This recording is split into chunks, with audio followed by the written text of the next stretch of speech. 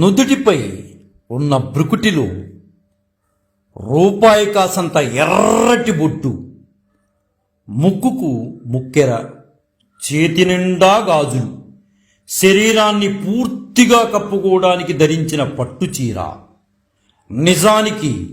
నిజానికి ఆమెను చూడ్డానికి మన 2 కళ్ళు కూడా సరిపోవు.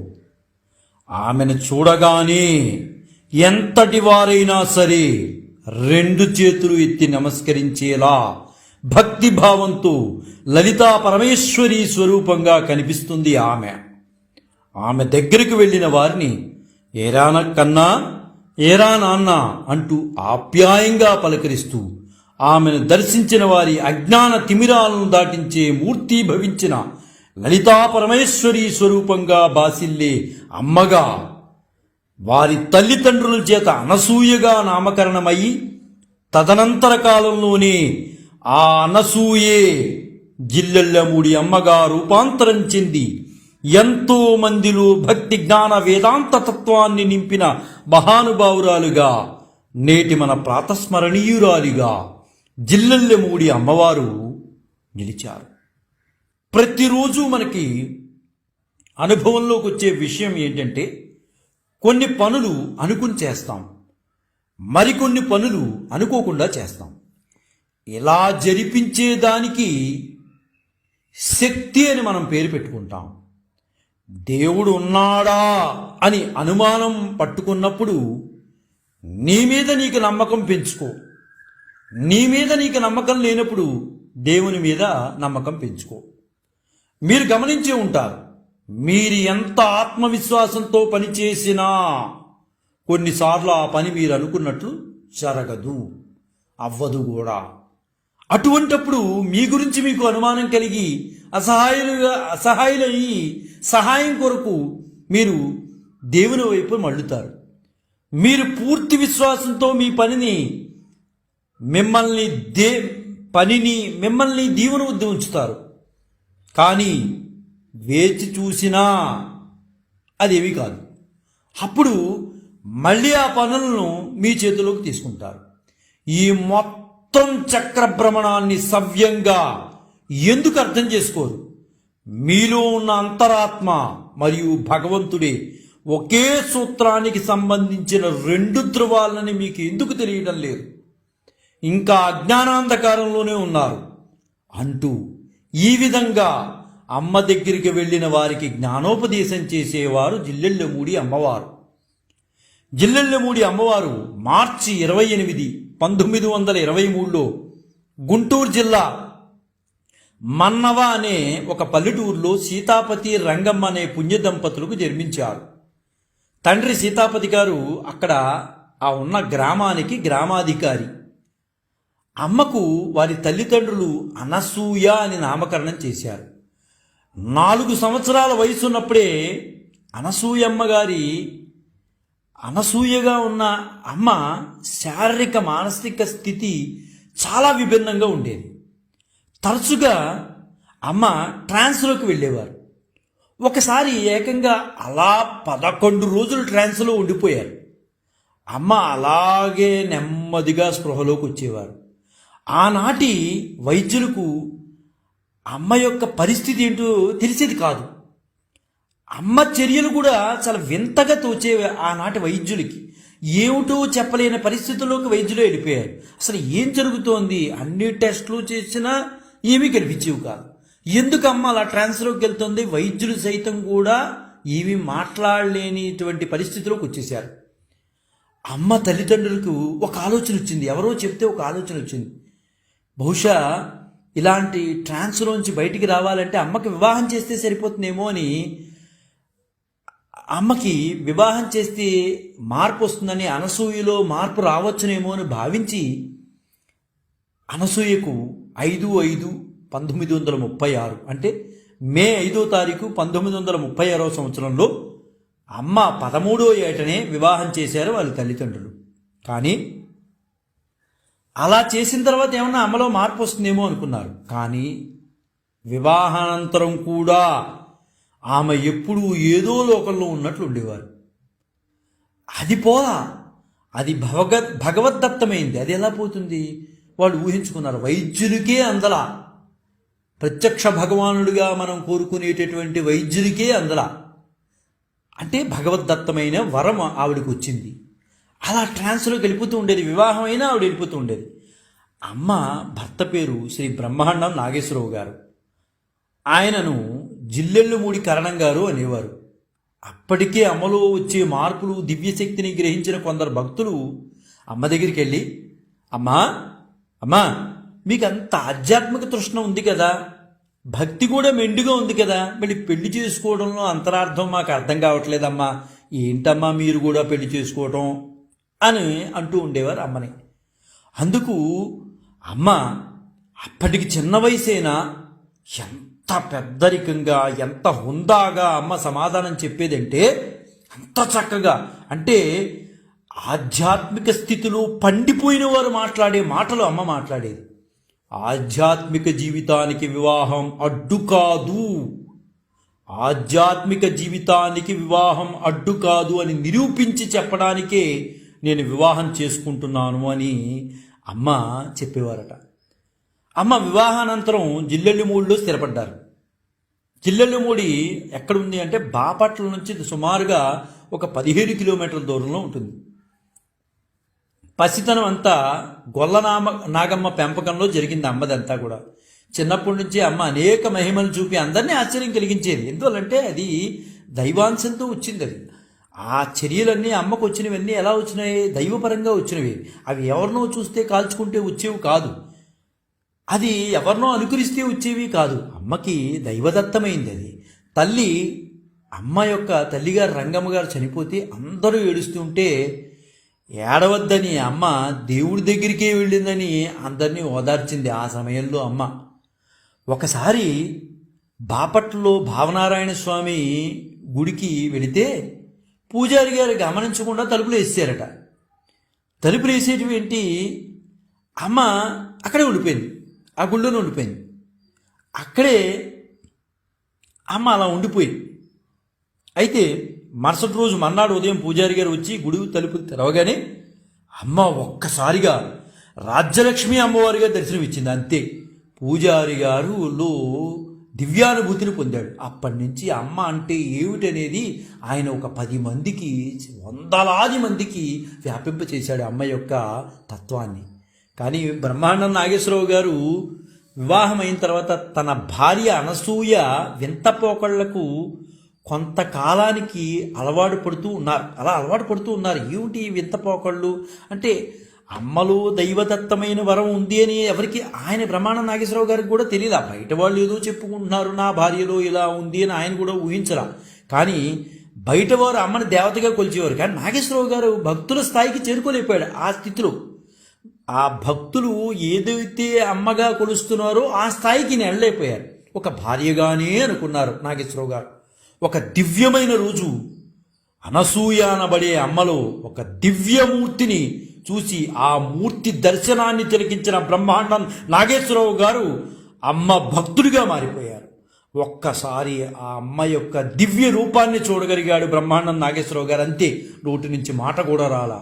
ఒక్కసారిగా అమ్మకి పాదాభివందనం చేసేశాడు బ్రహ్మాండం నాగేశ్వరరావు గారు. అక్కడ నా భార్య అని కూడా చూడలా, అమ్మ రూపమే కనిపించింది. ఆ లలితా పరమేశ్వరి రూపం కనిపించడం ఏంటి? వెంటనే బ్రహ్మాండం నాగేశ్వరరావు గారు అమ్మ పాదాల మీద పడిపోయి అమ్మను శరణ వేడాడు. ఆశ్చర్యం ఏంటంటే, నాగేశ్వరరావు గారిది అమ్మ ఏమిటి అనేది తెలిసినా అమ్మ మాత్రం నాగేశ్వరరావు గారికి అంతవరకు కూడా భార్య అమ్మ రూపం అని తెలియదా. తర్వాత తెలిసింది. అది తెలిసిన అమ్మ మాత్రం తన భర్త అయిన బ్రహ్మాండం నాగేశ్వరరావు గారికి పాద పూజ చేయడం కొనసాగిస్తూనే ఉన్నారు.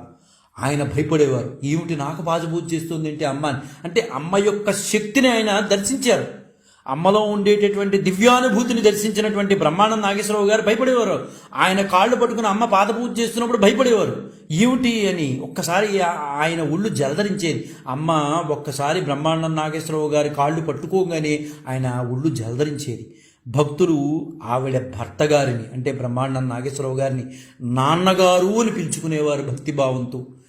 నాగేశ్వరరావు గారు కాలక్రమంలో 1981లో మరణించారు. అమ్మ ఎప్పుడు కూడా ఒకటే చెప్పేవారు, ప్రపంచమంతా ఒక్కడే దేవుడు అనేది అమ్మ వేదాంత బోధన. అమ్మవారికి ఒక కుమార్తె కూడా ఉండేవారు, వారి పేరు హైమ. అయితే ఆమె 1944లో అమ్మకి జన్మించింది ఆవిడ. అదే 1968లో మరణించారు. మొదటి నుండి అమ్మ తన కుమార్తె త్వరలోనే ఈ భూప్రపంచాన్ని వదిలి వెళ్ళిపోతుందని అమ్మకి తెలుసు. ఆ విషయం అమ్మ ఆ విషయం చెప్పేవారు. అలా అమ్మ చెప్పినట్లే 24వ సంవత్సరంలో హైమ గారు అనారోగ్యంతో మరణించారు. అమ్మ తన కూతురు మరణించినప్పుడు కన్నీరు పెట్టుకున్నారు. అమ్మ తన కుమార్తెకు దైవత్వం ఇచ్చి ఖననం చేయించి అక్కడ ఉన్న ఒక గుడి కట్టించారు. ఆ గుడి పేరే హైమాలయంగా తర్వాత ప్రసిద్ధి పొందింది. అమ్మ సంప్రదాయ బ్రాహ్మణ కుటుంబంలో పుట్టిందైనా కులమతాలను ఎన్నడూ పాటించేది కాదు. గుణభేదమే చూడని నాకు కులభేదమేమిటయ్యా అనేది అమ్మ. మనుషుల్లో తప్పులను అమ్మ ఎన్నడూ చూచేది కాదు. తప్పులు చూచేది తల్లి కాదురా నాన్న అని అమ్మ ఎన్నోసార్లు చెప్పేది. నేను తప్పులు చూడను, తప్పులు చూస్తే అది అమ్మ కాదు అనేది. నేను గనక నిజంగా తప్పులు ఎంచడం మొదలు పెడితే 7వ మైలు దాటి ఒక్కరు కూడా నా ముందు నిలబడలేరు అనేది అమ్మ చెప్పేది. మంచివాడిని చెడ్డవాడిని కూడా సమంగా చూచినటువంటి అమ్మ ఎంత గొప్పదు. చెడ్డ మనస్కుడైనా సరే అమ్మ దగ్గరికి వస్తే అమ్మ తన కొడుకులాగానే భావించేది. కులంతో అసలు అమ్మకు పనే లేదు. అమ్మ అటువంటి ప్రేమమూర్తి. అందుకునే ఈరోజు అమ్మ మన ప్రాతస్మరణీయురాలైంది. సరే, అమ్మతత్వాన్ని తెలియని కొంతమంది నాస్తికులు ఉన్నారు, ఎప్పుడు ఉంటారు నాస్తికులు. నువ్వు ఎస్ అంటే నువ్వు అంటారు, నువ్వు అంటే ఎస్ అనే వాళ్ళు మూర్ఖులు ఉంటారు. వాళ్ళతో మనకి పని లేదు. అమ్మతో వాదించాలని ఆ రోజుల్లో కూడా ఉన్నారు.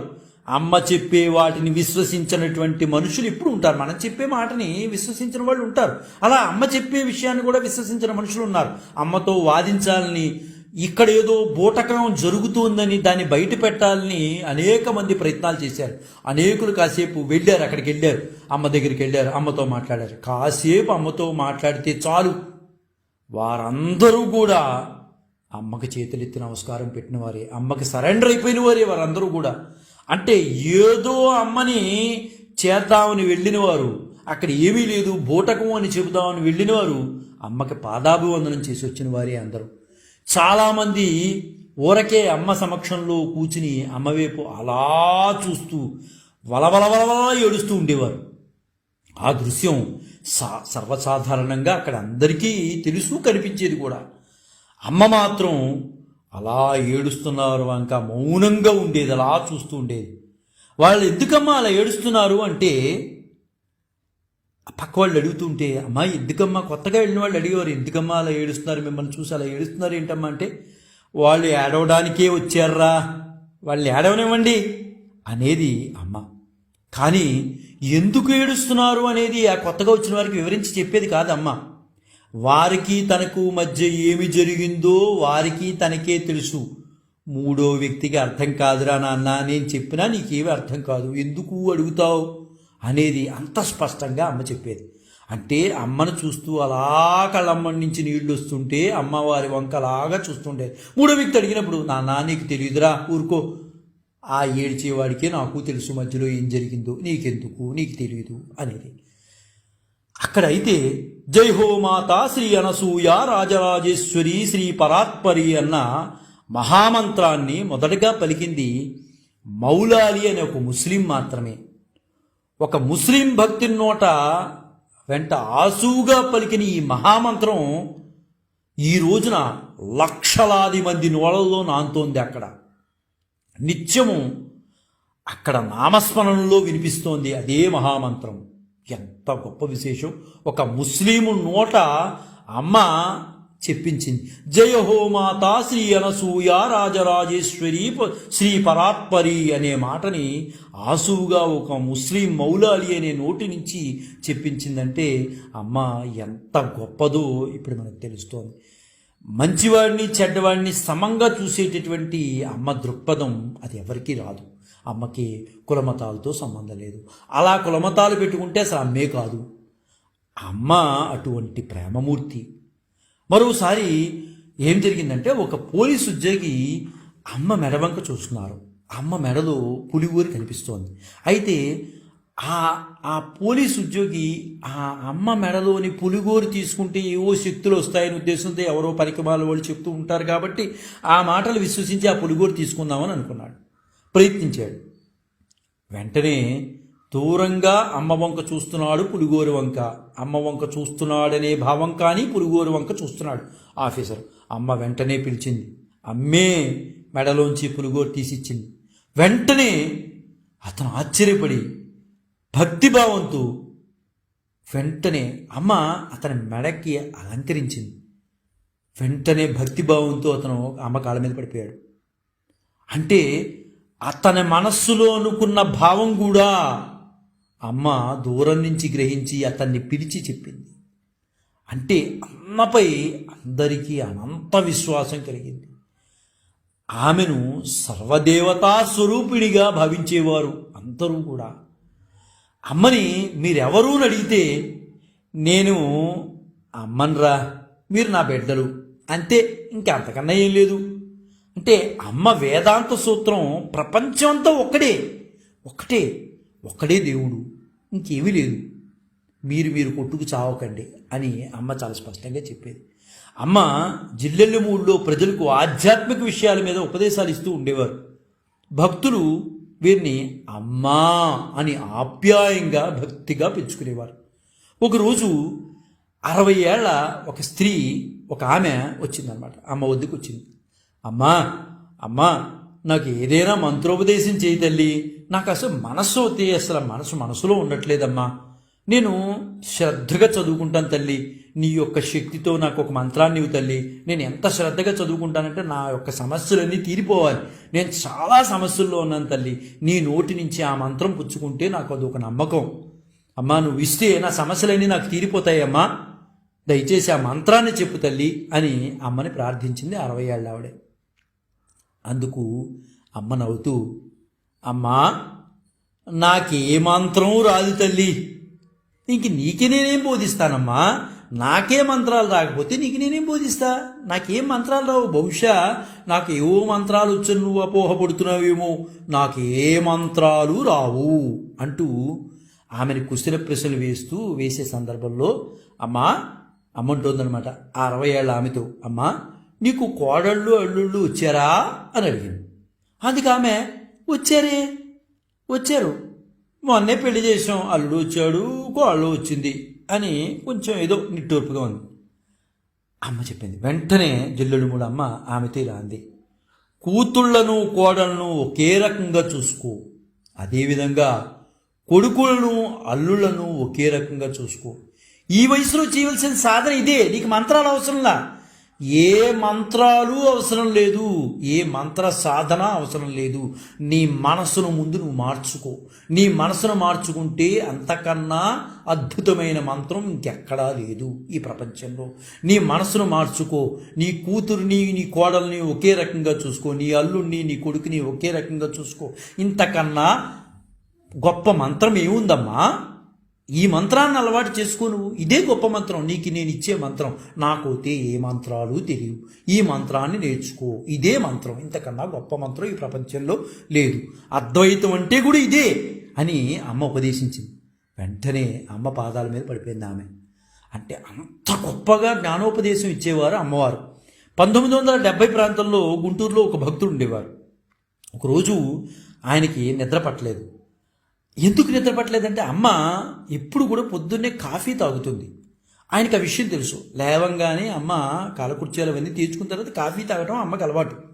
అందుకని అతను ఇంట్లో కాఫీ పెట్టించి ఫ్లాస్క్లో పోసుకుని సైకిల్ మీద రాత్రికి రాత్రే బయలుదేరి గుంటూరు నుంచి బాపట్ల మీదుగా జిల్లెడుమూడు వచ్చి తెల్లవారుజామున 3 కల్లా ఆ చిమ్మ చీకట్లో అమ్మ లేవడంతోనే ఆ కాఫీ అమ్మకు అందించాలని అతని కోరిక. సరే ఆ కోరిక నిజం చేసుకున్నాడు అనుకోండి, అందించాడు. ఒకసారి వెళ్ళి ఎలాగైనా సరే అమ్మకు అందించాలి తపన పడ్డాడు. ఏమంటే తపన పడితే ఏదైనా జరుగుతుంది. తపన పడకుండా ఏదో చేయాలి అనుకుంటే చేయలేం. చేయవలసిన దాని మీద తపన పడితే ఖచ్చితంగా భగవంతుడు కూడా మనకి వరాన్ని ఇస్తాడు. అలా తపన పడ్డాడు. ఖచ్చితంగా నాకు ఏదో జరిగిపోవాలంటే జరిగిపోవు. మనం తపన పడకుండా జరిగిపోవాలంటే భగవంతుడు వచ్చి జరగరు. ముందు మన ప్రయత్నం లేకుండా ఏమీ చేయడు భగవంతుడు. అలాగే ఇతను తపన పడ్డాడు, కృషి చేశాడు దాని మీద. సరే అలా వెళ్ళి అమ్మని దర్శించాడు. వెళ్ళి అమ్మ దగ్గరికి వెళ్ళాడు. అమ్మ దగ్గరికి వెళ్ళి కాఫీ అమ్మకి అందించడానికి ప్రయత్నం చేశాడు. అంటే అతనిలో ఎలాగైనా సరే అమ్మకి కాఫీ అందిస్తే నేను ధన్యుని అవుతాను, చాలు, అమ్మకి నేను కాఫీ నా చేతితో అందిస్తే చాలు అని అంత భక్తిభావంతో అతను కాఫీ అందించడానికి వెళ్ళాడనమాట. సరే అమ్మకి కాఫీ అందించాడు అనుకోండి. కాఫీ అందించగానే అమ్మ కూడా ఆ కాఫీని స్వీకరించారు. స్వీకరించిన తర్వాత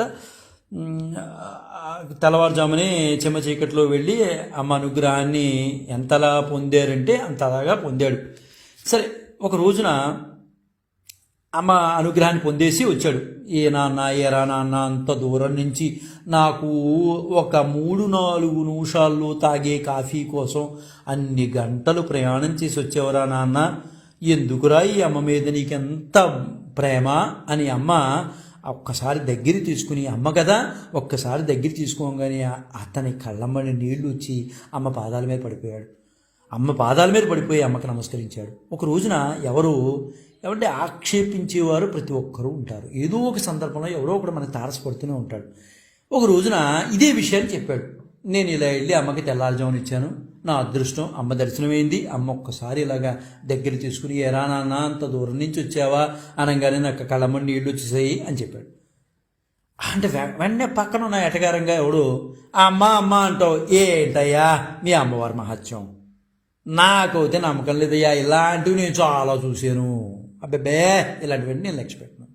మీ అమ్మ అమ్మ అమ్మ అంటావు కదా ఏదో గొప్పగా అన్నా, ఏమయ్యా ఎవరో పిచ్చోడు మంచోడు, ఇన్ని కిలోమీటర్లు వెళ్ళాలా అమ్మకి, ఆవిడ మరి శక్తులు ఉంటే కాఫీ కావాలంటే కాఫీ వచ్చేస్తుంది కదా, నువ్వే వెళ్ళి ఇవ్వాలా, ఇలాగా అనేవాళ్ళు ఉంటారు కదండి. సహజం. లోకం అనగానే మంచి ఉంటుంది, చెడు ఉంటుంది. అయితే మనం చెడుకి దూరంగా ఉండాలి అనేది మనం నేర్చుకున్నటువంటి సంస్కారం అది. సో ఆ చెడు వ్యక్తులను మనం కలవకూడదు, వాడు చెప్పినా మనం వినకూడదు.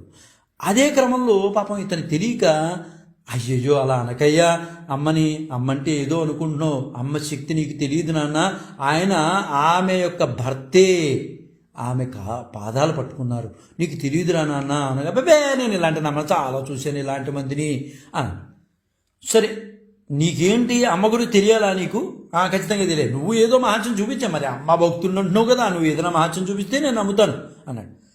అయితే ఇతను తొందరలో అమ్మ యొక్క శక్తియుక్తుల్ని చెప్పారు, దైవత్వాన్ని చెప్పారు, కానీ దాన్ని ఉపయోగించారు. ఎలా ఉపయోగించారంటే, సరే నీకు చూపించాలి కదా అమ్మ గొప్పతనం ఏంటో చూపించాలి, లేకపోతే నువ్వు నమ్మవు, అంతేనా, నేను చూపిస్తాను. వెంటనే ప్లగ్లో వైర్లు తీసేసి బోర్డులో చేతి పెట్టాడు.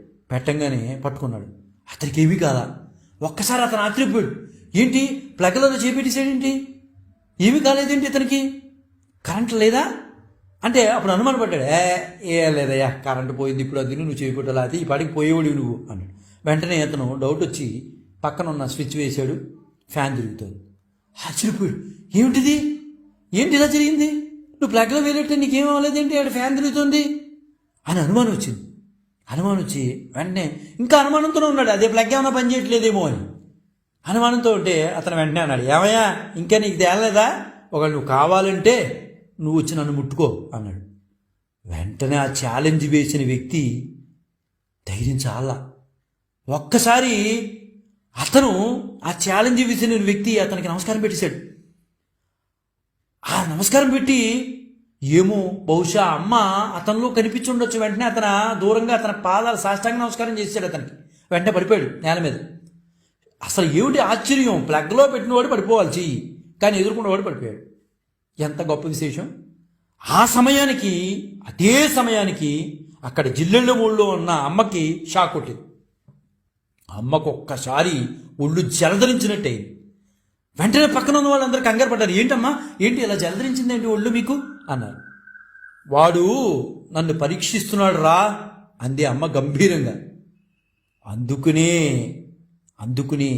భగవంతుని పట్ల ఉన్న ప్రేమ, మన పట్ల ఉండే భగవంతునికి ప్రేమని ఎప్పుడూ పరీక్ష చేయకూడదు. పరిపక్వత లేని వ్యక్తులు ఏదో మాట్లాడతారు, వాళ్ళ మాటలు మనం వింటూ కూర్చోకూడదు. అది ఖచ్చితంగా అది మన తప్పే అవుతుంది. పరిపక్వత లేని వాడి మాటలు వింటూ వాడి పక్కన కూర్చుని వాడు ఎస్ అంటే ఎస్ అని, ఓకే అంటే ఓకే అని వాట్సాప్లో మెసేజ్లు పెట్టుకుని మనం చేస్తే అది మన తప్పే. ఈ జన్మలో ఆ మాటలు అనేవాడు పరిపక్వత పొందక మాట్లాడే మాటలు అవి. వాడు మరుజన్మలో కానీ మార్పు చెందడు. కానీ మనం అలా కాదుగా. మనం జన్మ సంస్కారం చేత వచ్చిన జ్ఞానం కూడా అటువంటి మూర్ఖులతో కలిసి మాట్లాడినా, సంవాదం చేసిన మనం సంపాదించుకున్నటువంటి ఆధ్యాత్మిక జ్ఞానం అంతా ఒక్క నిమిషంలో పోతుంది. వాడికి పోయిందే లేదు. ఈ జన్మలో వాడికి పోయింది, జీరోలోనే ఉన్నాడు. నువ్వు సంపాదించుకున్న 99% కూడా వాడి పక్కన చేరి ఒక్క మాట మాట్లాడటం వల్ల నువ్వు పూర్తిగా పోతుంది. అందుకునే అటువంటి వారికి దూరంగా ఉండటం మంచిది. తస్మాత్ జాగ్రత్త. సరే, ఇంకా అమ్మ యొక్క పేరు ప్రతిష్టలు ఇలాంటివి అనేక రకాలుగా జరిగే దావాడనలాగా వ్యాపించేసింది. అయితే ప్రముఖ నటి సావిత్రి గారు బతికున్న రోజులవి. ఆ రోజుల్లో అమ్మ ఒకసారి ఎందుకో ఒక అవసరార్థం జిల్లెళ్ళమూడి అమ్మవారు మద్రాసు వెళ్లాల్సిన పరిస్థితి ఏర్పడింది. అంటే ఇప్పుడు చెన్నై అన్నమాట. అక్కడ ఒక భక్తురాలి గృహంలో అమ్మ విడిది చేస్తున్నారు. అప్పుడు సినీ నటి సావిత్రి గారికి అమ్మ బలన ఒక భక్తురాలి ఇంటికి వచ్చి ఉన్నారు అని వార్త తెలిసింది. వెంటనే హుటాహుటిగా సావిత్రి గారు అమ్మ దర్శనానికి వచ్చేశారు.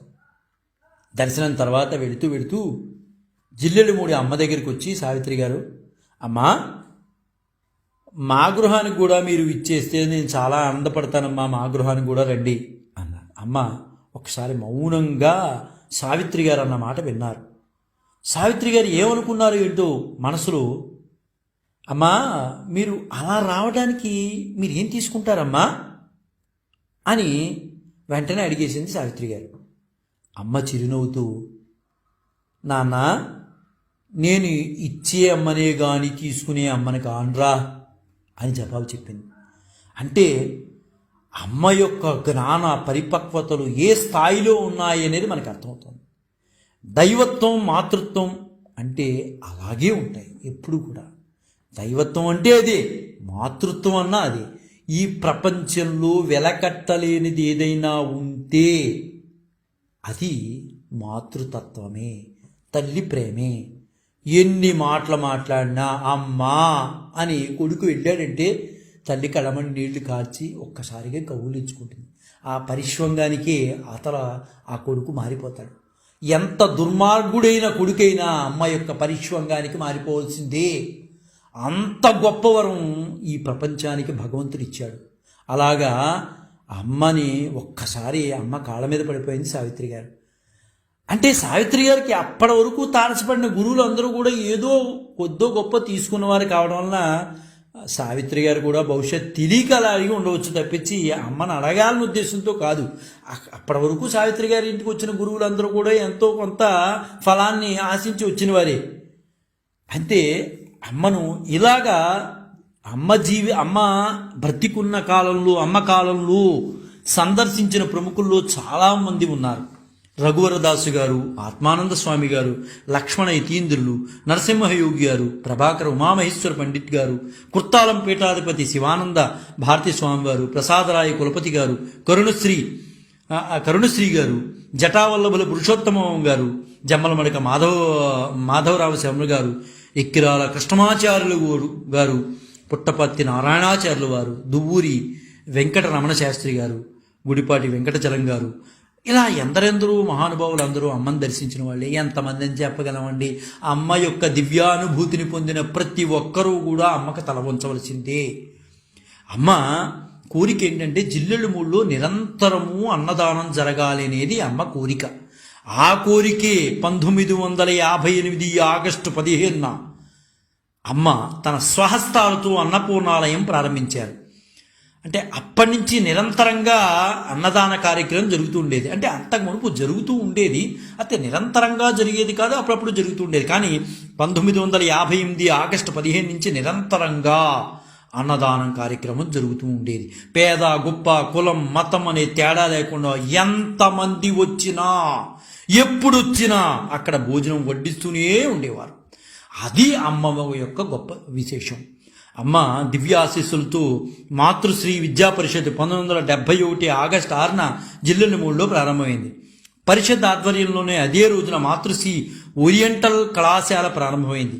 అంటే సంస్కృత విద్య అంటే అమ్మకి ఎంత మక్కువ, అందుకనే అమ్మ పేరు మీద సంస్కృత కళాశాల కూడా ప్రారంభమైంది. ఎంతమంది మహానుభావులు అక్కడ ప్రిన్సిపాల్గా వచ్చారు, అదేవిధంగా ఎంతమంది విద్యార్థులు తర్ఫీదు పొంది బయటికి వచ్చి నేటికి కూడా వాళ్ళ జ్ఞానాన్ని ఎంతో మందికి పంచుతున్నారంటే అమ్మ యొక్క గొప్ప విశేషం. అమ్మక సంస్కృత భాష దేవభాష యందు ఉన్నటువంటి ఎంత ప్రేమాభిమానాలు మనకి తెలుస్తున్నాయి. నేటికి కూడా ఆ కళాశాలలో తర్ఫీదు పొంది బయటకు వచ్చి ఎంతో మంది ఉపన్యాసాలు ఇస్తున్నారు మహానుభావులు. అంటే ఇదంతా కూడా అమ్మ యొక్క విశేషమే. కళాశాల ప్రారంభంలో కేవలం 3 లెక్చరర్స్ 25 పిల్లలతో ప్రారంభించారు. నేడు పరిషత్ మాతృశ్రీ ఓరియంటల్ కళాశాల సంస్కృత పాఠశాలను నడుపుతున్నారంటే అమ్మ గొప్ప విశేషం ఏంటో. ఈ రోజుకి కూడా చదువు అనేది అలా వెళ్ళగలుగుతోంది. అమ్మ జిల్లెలమూడిలో ప్రజలకి ఎప్పుడు జ్ఞాన విషయాల మీదే సందేశాలు ఇస్తూ ఉండేవారు అనమాట. ఎవరు వచ్చినా అనవసరమైన పనికిమాలిన మాటలు వచ్చేవి కాదు. అమ్మ దగ్గరికి వెళ్ళారంటే చక్కగా డబ్బు అనే మాటను అమ్మ మాట్లాడేవారు కాదు.